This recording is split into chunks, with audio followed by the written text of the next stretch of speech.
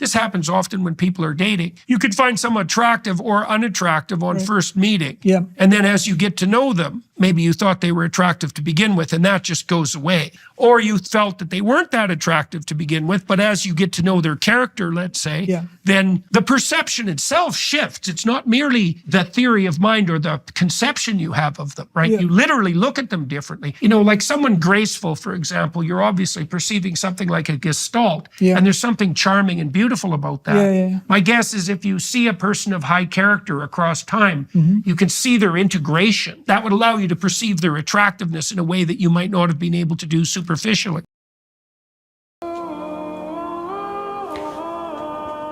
I love my wife from the moment I laid eyes on her when I was a kid.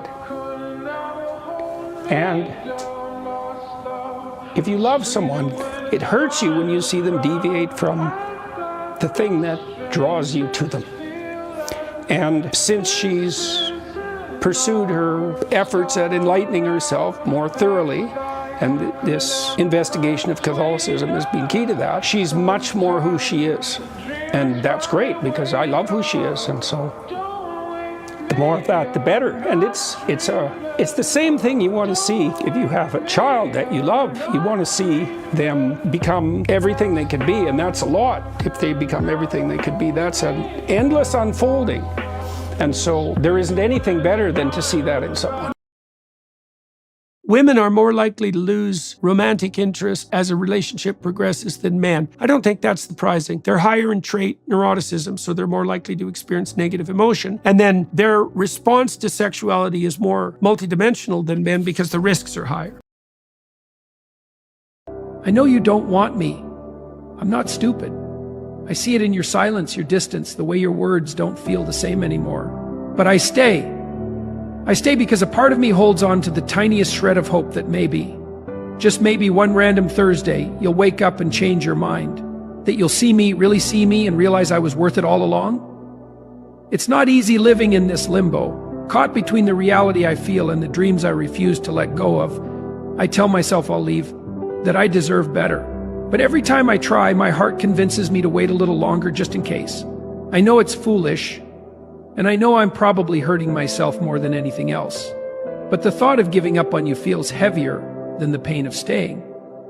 So here I am, hoping for that Thursday to come, even if deep down I know it might never arrive.